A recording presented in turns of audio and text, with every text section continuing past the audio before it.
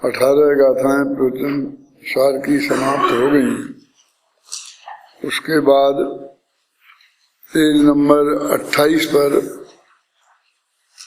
एक गाथा ऐसी है जो आचार्य अमृतचंद्र की टीका में नहीं है और आचार्य जयसेन की टीका में उपलब्ध होती है। वो गाथा 19वीं गाथा के पहले आपके समय इसमें मिल जाएगी। तम सब्बठ बरिठम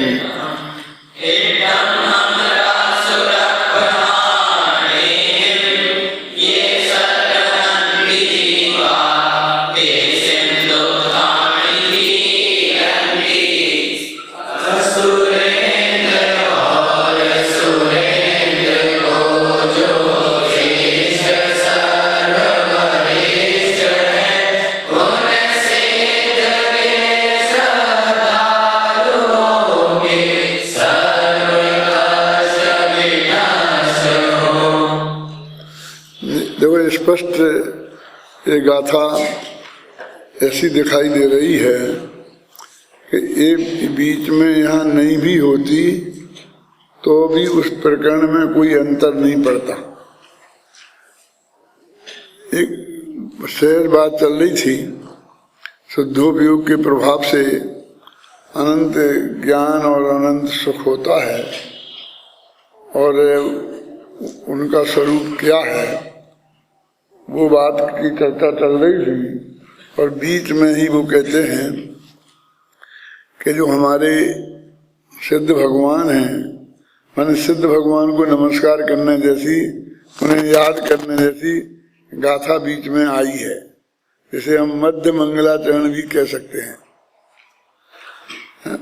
उसमें आता है ना, आदौ मध्य वसाने च मंगलम भासतम बुधई, कि मंगलाचरण कब करना चाहिए, कब कब होता है, ऐसा प्रश्न किया किसी ने। क्योंकि नियमसार में और भी अनेक ग्रंथों में बीच बीच में मंगलाचरण आ जाते हैं और समयसार जैसे ग्रंथ में पूरे 415 गाथाओं में बस एक गाथा में मंगलाचरण किया, वो भी एक गाथा की एक पंक्ति में। फिर अधिकार बदलते गए, लेकिन अधिकार के आरंभ में कोई मंगलाचरण देखने में नहीं आता। इससे सिद्ध होता है कि आचार्य ने अधिकारों में समयसार प्रवचन साल लिखे ही नहीं। वो तो अपने उनके दिमाग में एक बात उन्हें कहनी थी तो एक क्रम से कहते गए और 415 गाथाएं समयसार में और 200 कितनी जो भी गाथाएं हैं वो प्रवचन सार में उन्हें पूरी कर दी। मतलब बीच में कहीं मंगलाचरण नहीं किया और अंत में भी मिलेगा तो वो आशीर्वादात्मक मंगलाचरण मिलेगा। फिर कोई भगवान को नमस्कार किया हो ऐसा मंगलाचरण नहीं है। अब ये बीच में आ गया, क्या लिखा देखो, जो सर्व पदार्थों में श्रेष्ठ हैं और देवेंद्र असुरेंद्रों को के इष्ट हैं, उन सिद्ध भगवान की श्रद्धा जो जीव करते हैं उनके सभी दुखों का क्षय हो जाता है। अब किनके सभी दुखों का क्षय हो जाता है, ये बात बीच में अभी कहाँ आ गई थी। शुद्ध का स्वरूप समझा रहे हैं और शुद्धोपयोग का फल बता ही रहे ना। शुद्धोपयोग के फल में अनंत आनंद और अनंत सुख की प्राप्ति होती है और अनंत आनंद और अनंत सुख वो आ रहा है। इसकी वजह से ये कहा जाता है कि ये गाथाएं छेपक हैं। छेपक माने बाद में किसी ने जोड़ दी हैं। जैसेनाचार्य स्वयं बहुत भावुक प्रकृति के आचार्य हैं, जैसे पद्मापुरम मलधारी देव हैं थे ना, ऐसे ही जैसेन भी हैं कि वे उस टीका करते समय कभी भी उनके मन में आ जाए तो मंगलाचरण नमस्कार करने लग जाए। ये नेमिनाथ भगवान का चैत्यालय है, उसमें बैठे हुए वो लिख रहे थे मान लो समय सार, तो नेमिनाथ भगवान के भक्ति में एक गाथा लिख दी। ऐसा बार बार होता है। तो शिष्य ने प्रश्न किया कि पहले बता दो मंगलाचरण कहाँ कहाँ करना चाहते हैं। हम तो ऐसा सुनते हैं कि शुरू में जब कोई काम करते हैं तो मंगलाचरण करना चाहिए, है ना। तो उन्होंने कहा आदौ मध्य वसाने च मंगलम भाषतम बुधई। बुद्धिमान जीवों ने ऐसा कहा है कि मंगलाचरण आदि में तो होता ही है और मध्य में और अंत में भी किया जा सकता है, कहने है ना। तो ये ऐसा मध्य मंगलाचरण जैसा है। क्या होता है कि जो सिद्ध के श्रद्धालु हैं और जो सुरेंद्र और असुरेंद्रों से पूजनीक हैं, अब पहले ही मंगलाचरण में कह चुके हैं ना, सुरेंद्र असुरेंद्र चक्रवर्ती, इन तीनों से जो पूज्य हैं, है ना, ये बात पहले ही कह चुके हैं, लेकिन फिर भी दोबारा उन्होंने ये बात कह दी। अपन ने इस टीका में वो सब गाथाएं भी दी हैं जो दूसरा प्रवचन सार की टीका है ना, पुरानी छपी है, उसमें ये गाथा नहीं मिलेगी आपको। और यदि अपन अमृतचंद्राचार्य की तत्व प्रदीप का टीका कोई मुख्य मान के बात करते तो अपने में भी नहीं होती। अपन तो पूरे प्रवचन सार को समग्र को देखना चाहते हैं। तो एक बात और बताता हूँ, आप लोग अध्ययन करेंगे तो आपको मालूम पड़ेगी कि पांडे, कौन पांडे, हेमराज जी, वो पांडे राजमल जी का भ्रम हो जाता है ना। पांडे हेमराज जी ने जितना जितना अर्थ लिखा है, वो वृंदावन कवि ने जितने छंद लिखे हैं, तो वो उन छंदों में भी और पांडे हेमराज जी की टीका में भी जो जितने भावार्थ लिखे हैं वो लगभग वो जैसेन की टीका में जो बातें हैं और अमृतचंद्र की टीका में नहीं थी, वो चीज लिखी है। समय सार की टीका में पंडित जयचंद जी छाबड़ा पर पूज्य गुरुदेव श्री बहुत रीझते थे इस अर्थ में कि उनके भावार्थ गजब के हैं, है ना। लेकिन जयचंद जी छाबड़ा ने भी ये रीति अपनाई थी,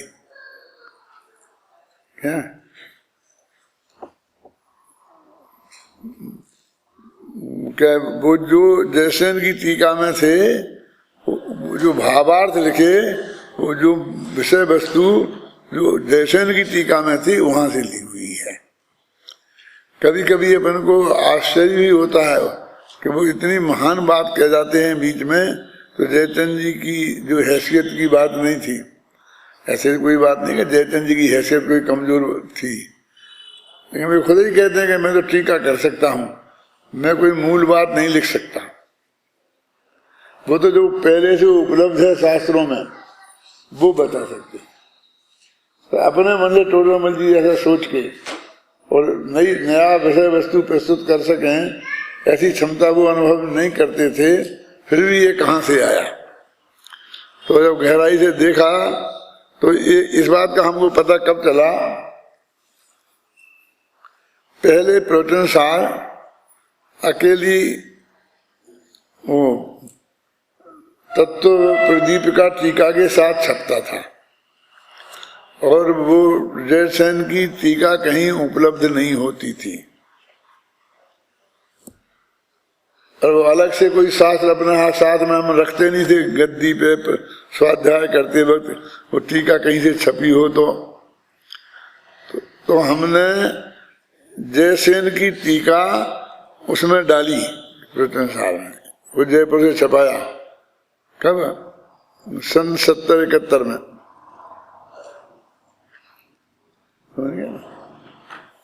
उस वक्त जो मैंने नाटक समय सार, प्रवचन सार, इन शास्त्रों को जयपुर से छापा था, तो उसमें जो संपादन किया था उसमें प्रवचन सार में खासकर ये टीका जोड़ी थी और मोक्ष मार्ग प्रकाशक, इनका संपादन मैंने उस वक्त किया। उस वक्त ऐसा रिवाज नहीं था कि फिर वो अपने संपादक उसमें अपना नाम लिख दे, ये कर दे वो कर दे। वो तो उसमें मिल जाएगा आपको प्रकाश की में, पाटनी जी के में, डॉक्टर साहब ने इसमें किया। तो उसमें ये भी बहुत दिक्कत होती थी वो जोड़ना, उसे बीच बीच में उतना हिस्सा उसमें उसका टीका का जोड़ना और उसका अर्थ नहीं लिखा, क्योंकि अब अर्थ लिखे तो जयचंद का है, जे आत्मख्याति का है और जे पंडित उसका है क्या ना, जैसे नाचार की तात्पर्य वृत्ति का, ये करना संभव नहीं था। फिर बाद में ये काम मैंने कई दफे कहा अपने प्रवचनों में, जैसे अभी कह रहा हूँ, उत्तम चंद जी ने अपने माथे पर लिया और उन्होंने जो समय साज प्रवचन साज प्रकाशित किए कुन कुन कहान ट्रस्ट से, उसमें वो जयसेन की टीका का अर्थ भी लिखा और वो तत्व प्रदीप का अर्थ भी लिखा। वो ऐसा नहीं है कि भाई हम उसका अर्थ जानते नहीं थे, कर नहीं सकते थे और वो कर सकते थे इसलिए किए, ऐसा तो है नहीं। क्योंकि उस वक्त भी अपने जयपुर से ही जयसेन की टीका भी छपी थी, और जगह से भी छपी थी, लेकिन वो अलग छपी थी। तो पहले अपने ऑफिस में यही कहते थे, यहाँ तक कि वो नेमी चंद भी उसको भेद को जानता था कि भाई प्रवचन साल लाना तो जयसेन का लाऊं कि अमृतचंद का, ऐसा भेद विज्ञान उसको भी हो गया था। हैं तो कभी कभी कहते थे कि भाई एक मंडन मिश्र नाम का विद्वान था, उसके घर में निरंतर वेदों की चर्चा हुआ करती थी। वो मीमांसक था, पूर्व मीमांसा, वेदों की मीमांसा करने वाला था ना। तो शंकराचार्य के समय की बात है, 1000 वर्ष पुरानी बात है, कोई समझ लो अमरचंद के समय की बात है। तो इतनी चर्चा होती थी कि कोई आदमी ने आकर के पूछा कि मंडन मिश्र का घर कहाँ है। मंडन मिश्र नाम का एक विद्वान था जिसने शंकराचार्य से वाद विवाद किया था।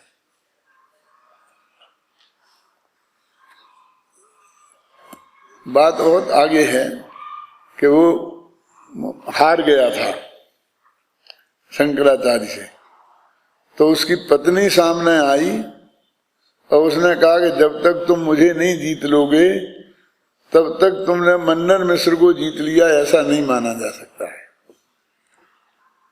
क्यों? क्योंकि भारतीय संस्कृति में पति पत्नी मिलकर एक इकाई होते हैं, 1 यूनिट होते हैं। मंडन मिश्र के लिए ये मंडन मिश्र नहीं है। मैं भी मंडन मिश्र की पत्नी होने के नाते मैं भी मिश्र हूं, समझे ना, होता है पति के नाम से सामने, इसलिए आपको मुझे भी जीतना पड़ेगा।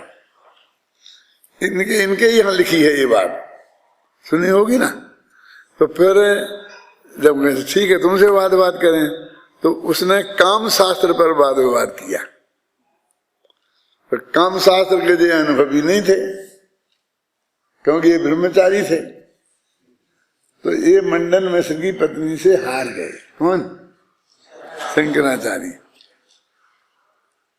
अब मैं 2 लाइन पर चलूंगा कि एक तो फिर मंडन मिश्र की बात क्या, तो मतलब मंडन मिश्र की पत्नी भी इतनी विद्वान थी। एक तो ये बात सिद्ध होती है कि जिसे शंकराचार्य को हराया था, तो वो राहगीर आया था ना, वो राहगीर पूछते मंडन मिश्र का घर कौन है, तो उसने बताया कि जहां तोता और मैना आपस में ऐसी चर्चा कर रहे हो कि स्वतः प्रमाणा परत प्रमाणा, कि ज्ञान की उत्पत्ति स्वतः होती है कि परता होती है, क्या इसका निर्णय हो रहा हो। उसमें बहुत विवाद चलता था कि ज्ञान में प्रमाणिकता स्वतः आती है कि परता आती है। अब आपकी समझ में कुछ आता नहीं होगा क्या स्वतः परता है, अब वो उलझता ही जाता हूं मैं। कि देखो एक होता है ना कि भाई मैंने ऐसा कहा तो इस विद्यार्थी ने ये जवाब दिया, अब आपको भरोसा नहीं होता उस विद्यार्थी पे, तो आप आकर के उनके गुरुजी से पूछते हैं कि शांति जी से पूछो कि भाई इनने ये जवाब दिया ठीक है। यदि वो कह रहे हैं हाँ ठीक है तो अपन को विश्वास हो जाता है। तो इसे हम क्या कहेंगे कि वो परता प्रमाणित हुआ, यानी उसकी बात में स्वतः प्रमाणिकता नहीं आई, जब गुरुजी ने छाप लगाई तब वो प्रमाणिक हुआ। वो ज्ञान की उत्पत्ति स्वतः होती है कि परता होती है, निमित्त से होती है कि उपादान से होती है, वो ही सारे सब्जेक्ट हैं। तो वो विषय बहुत चलते थे, जैसे कोई आजकल कहे निमित्त से काम होता है कि उपादान से होता है, कि जिसके घर के तोता और मैना प्रमाण की चर्चा स्वतः परता के संदर्भ में कर रहे हों, वो समझ लेना कि ये मंडन मिश्र का घर है। माने विद्वानों के घर कैसे होना चाहिए उसका एक वो आदर्श है कि निरंतर 24 घंटे वहां तत्व ज्ञान की चर्चा होना चाहिए।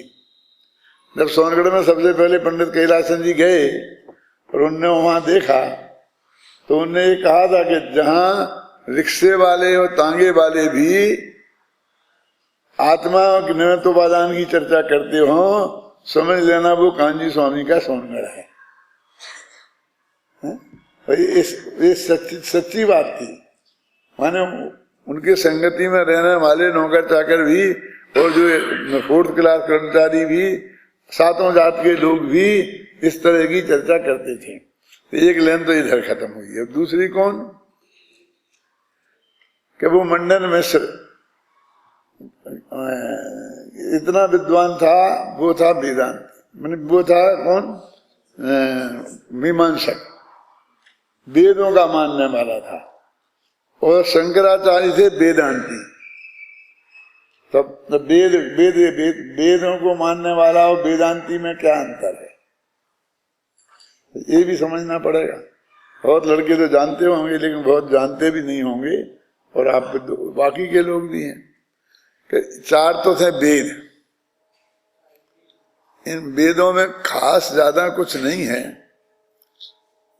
एक सरता नाम की जो पत्रिका निकलती है उसमें सारे वेद उस पत्रिका में छापा कि उनमें क्या क्या लिखा है, और उसने भक्ति श्रद्धा से नहीं छापा बल्कि वेदों की मजाक उड़ाने के लिए छापा।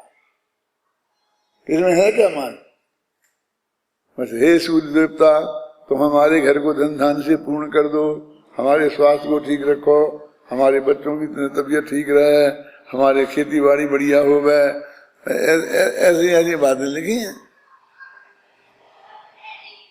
वो सब निकाल के बताया फलां वेद में ये है, फलां वेद में ये है, ऐसा। तो वो उसके 2 भेद हो गए, पूर्व मीमांसा और एक उत्तर मीमांसा। मैंने पहले उन पर विचार विमर्श हुआ वेदों पर, तो उससे जो विद्वान निकले वो एक मत निकला, उसको बोलते हैं पूर्व मीमांसा। और उसके बाद में कुछ विद्वान निकले, उन्होंने कहा कि इसका ये अर्थ नहीं है, उसको बोलते हैं उत्तर मीमांसा। मैंने समय सार पर मान लो, मैं किसी का नाम नहीं लेना चाहता हूँ, लेकिन किसी बहुत विद्वानों ने टीकाएं लिखी हो, ये किया हो, सब किया हो, लेकिन उसमें सब अर्थ वैसे क्रियाकांड के पोषक और वैसा ही हो। फिर उसके बाद में मान लो कांजी स्वामी ने उस पर अर्थ किए, तो एक पूर्व मीमांसा कहलाई और एक उत्तर मीमांसा कहलाई। और वेदों के बाद में जो कुछ लिखा गया उसे वेदांत, वेदों के अंत में लिखा गया। जैसे कि एक गीता वेदांत का शास्त्र है जो व्यास ने लिखा, वेद नारायण व्यास है ना, महाभारत लिखा ना, और उसका एक अंश गीता है। तो आत्मा शुद्ध है, बुद्ध है, निरंजन है, अग्नि से जलता नहीं, हटता नहीं, ये सब बातें वेदांत में आई। तो वो जो है पूर्व मीमांसक विद्वान था मंडन मिश्र, और शंकराचार्य वेदांती थे। इसलिए उनको जगह जगह जाने के लिए हर जगह वाद विवाद करना पड़ता था और जब वो जीत जाते थे तब वो उस मीमांसा मत को कम कर पाए और वेदांत का प्रचार कर पाए। बस ऐसा समझ लो कि जो ये पहले सारे देश में क्रियाकांड फैला हुआ था ना, फिर कांजी स्वामी हुए और उन्होंने उस क्रियाकांड का विरोध किया। समझे? क्रियाकांड माने वही पूर्व मीमांसा कबाला प्रकरण, जहाँ पर ये यज्ञ करो, होम करो, ये करो, वो करो, भाई ऐसा करो, ऐसा करो, और उसमें ही बस होम डालते जाते हैं स्वाहा, और तुम हमारी तबीयत ठीक कर दो, तुम हमारा मांगे ही मांगे, सारे सूत्र मांगे ही मांगो की है। वही छिंदे छिंदे भिंदे भिंदे जैसा, ये कर दो, ये कर दो, ये कर दो, ये कर दो भगवान। तो ये ऐसा ही इतिहास ऊपर से देखें धारा में तो जैन धर्म में भी आता है। तो वो जब तक उस धारा को अच्छी तरह से नहीं पढ़े, उस इतिहास को साथ में, तो ये दर्शन समझ में नहीं आ जाता। तुम्हारे यहाँ तो सर दर्शन कोर्स में है ना किताब, उसमें ये सब बातें आई होंगी, पढ़ाई जाती। क्यों शांत जी पढ़ाई जाती कि नहीं? बलदेव उपाध्याय की है ना किताब। आजकल लोग पढ़ते ही नहीं है, जो नहीं पढ़े पास होते हैं।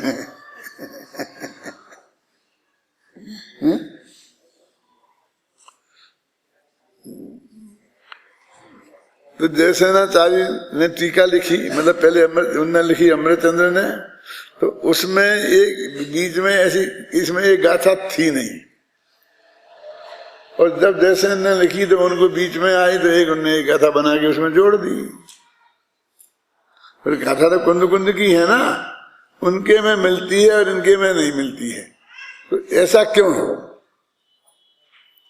तो दो कारण हो सकते हैं कि या तो वो थी तो अमृतचंद्र ने उसको ठीक नहीं लगी, तो उन्होंने इस गाथा को माना नहीं कि ये कुंद कुंद की है, छेपक मान के उसे छोड़ दी।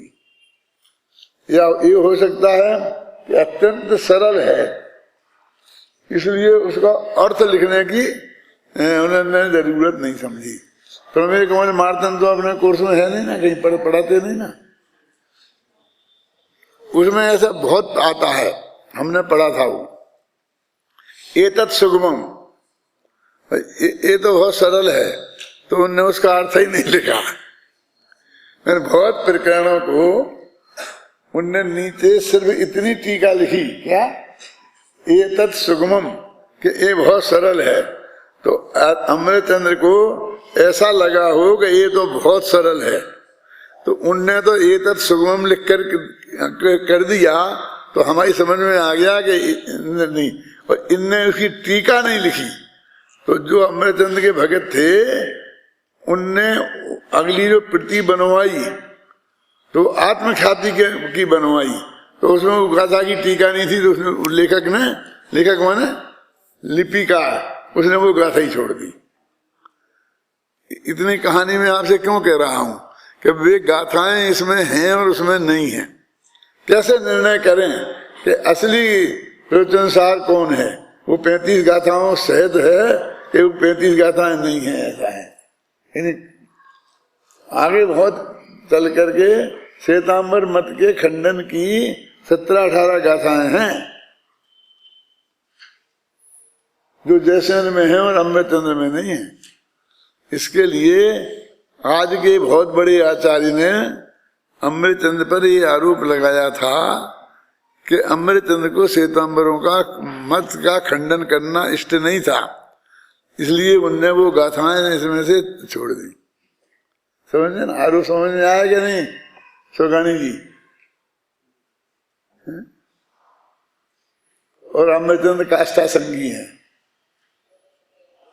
चली थी चर्चा वो जो हम लोग पढ़ते थे तब, लेकिन वो ज्यादा चल नहीं पाई फिर, क्योंकि लोग अमृतचंद्र को श्वेतांबरत्व का के पक्ष में आरोप लगाए हैं, ऐसा किसी को बर्दाश्त नहीं हुआ है। जैसे आप लोग हैं, मैं आपके साथ रहता हूँ 47 साल से, और मैं श्वेतांबरों में भी चाहता हूँ, वहाँ भी प्रवचन करके आता हूँ, लेकिन यही तत्व की बात कहता हूँ।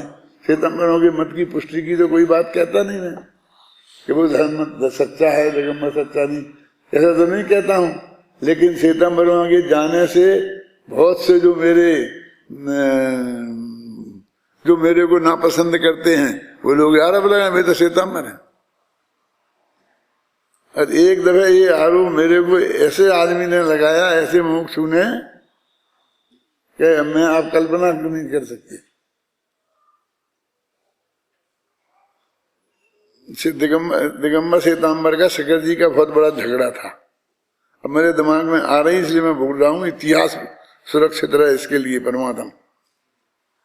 हालांकि इस वक्त उतनी इष्ट नहीं है वो बात। तो उन्होंने 2 लाख जैनी जाकर के और दिल्ली में जाकर के वो करें हड़ताल। मैंने उस वक्त ऐसा चल रहा था कि लोग जाते थे दिल्ली में और हड़ताल करते थे अपनी बात मनवाने के लिए। तो उसके लिए सारी समाज का आह्वान किया था साहू अशोक जैन ने। अपने युवा फेडरेशन की तरफ से 4 बसें भर के गई थी उस आंदोलन में, लेकिन मैं नहीं गया था। मैं नहीं गया था तो साहू अशोक जैन ने मुझे उलाहना दिया कि साहब आपकी गैर हाजिरी लग गई। सारा समाज से 2 लाख आदमी दिल्ली आए और आप नहीं आए। तो मैंने उनसे कहा आपने बुलाया था, आप मुझे बुलाते और मैं नहीं आता तब आप मेरे को ये उलाहना दे सकते थे। तो उन्होंने कहा क्या बात करते हो, हमने सारे देश को बुलाया, सब अखबारों में दिया है? तो मैंने कहा आप ये चाहते हो कि जैसा सारा देश को आपने निमंत्रण दिया वैसे निमंत्रण पे मैं आता क्या? बोले हमें कैसे पता चलेगा मुमुक्षु लोग शामिल हैं, आप आते तो पता चलता। वो तो आप कह रहे हमारे युवा फेडरेशन के हैं, अब भी कौन है नहीं है उन्हें कौन जानता। ये तर्क आया सामने, बहुत मर्म की बात है। आप होते तो जानते, फिर ये भी मानते कि इतने लोग जनता में भी मान लो हैं 100, 200, 500, 1000 जितने भी आदमी मुमुक्षु लोग हैं। अब तो मुमुक्षुओं की गिनती हुई ही नहीं कि मुमुक्षु लोग शामिल नहीं हुए। तो मैं कहा आप क्या चाहते थे कि ऐसे ही मैं आता और नीचे इस भीड़ में खड़ा रहता तो हाजिरी हो जाती मुमुक्षुओं की। जब मैं आपके बगल में स्टेज पर बैठता तो वो हाजिरी होती। समझना है ना, समझना बहुत गहरी बात है। और आपने वैसा मुझे बुलाया नहीं था, ख्याल में है ना, इसलिए मैं नहीं आया। तो उनने जो बात कही वो बता रहा हूं मैं आपको। अब जो असली बात सुनने की है कि आपके बहुत बड़े व्यक्ति ने, नाम वसंत भाई ने, ये कहा था कि वो नहीं आएंगे। क्यों नहीं आएंगे वो? तो उन्होंने कहा वे श्वेतांबरों में जाते हैं प्रवचन करने, देश विदेश में, बंबई में, पर्यूषण में, है ना। तो वो यहाँ कैसे आते दिगंबरों श्वेतांबरों के विरुद्ध, जो दिगंबरों का जुलूस था उसमें वो यहाँ कैसे आएंगे? इसलिए हमने आपको नहीं बुलाया ऊपर। माने मैं उस श्वेतांबरों के यहाँ पर्यूषण में जाता हूँ तो जैन अभी मुमुक्षु समाज का अपने को बहुत बड़ा नेता मानने वाले लोग ने बड़ी सभा में, हालांकि अभी जो अच्छा नहीं है ये कहना, लेकिन वो इतिहास है जो साहू अशोक जी ने मेरे से कहा कि उनने कहा था कि वो नहीं आएंगे। तो मैंने कहा कि मैं श्वेतांबरों के प्रवचन करने जाता हूँ तो मैं श्वेतांबर हो गया। आपको ये भरोसा है कि मैं दिगंबर नहीं रहा? कि दिगंबरों के साथ आप इतना वो आंदोलन करते तो मैं अपने को दिगंबर नहीं मानता। मैं सबसे पहले दिगंबर हूं, आप समझे ना, और उसके बाद जैन हूं। मैं दिगंबर जैन हूं, लेकिन पहले दिगंबर हूं और बाद में जैन हूं। जब जैन अजैन का झगड़ा होगा तो मैं जैनों के साथ खड़ा रहूंगा और मैं श्वेतांबर दिगंबर सब होंगे। और जब दिगंबर श्वेतांबरों का होगा तो मैं दिगंबरों के साथ सबसे आगे खड़ा रहूंगा। यानी इतना बड़ा सिर्फ इसलिए कि उन्हें नहीं बुलाया जाए तो मैं मुमुक्षुओं का प्रतिनिधि यहाँ कहलाऊं इस समाज में, अद्वितीय। इतनी बड़ी राजनीति की बात हुई। अमरचंद्र पे भी ऐसा ही हो गया कि अमरचंद्र को जितनी प्रतिष्ठा प्राप्त थी तो किसी ने कि अमरचंद्र तो देखो उनकी गाथा में श्वेतांबरों को खंडन करने वाली गाथाएं नहीं है। आप समझे ना, वही गाथाएं क्यों नहीं है और सब क्यों है? देखिए अमरचंद्र इतने महान आचार्य थे कि वो बात चली नहीं। जैसे आप साहू जी ने भी अब मेरी समझ में सब आ गया और अब मैं कभी इस बात को भूलूंगा नहीं। उसके बाद जितनी भी मीटिंगें हुई पूरी दिगंबर जैन समाज की, उसमें सबसे आगे बुलाकर मुझे बगल में साहू अशोक कुमार जी ने बैठाया।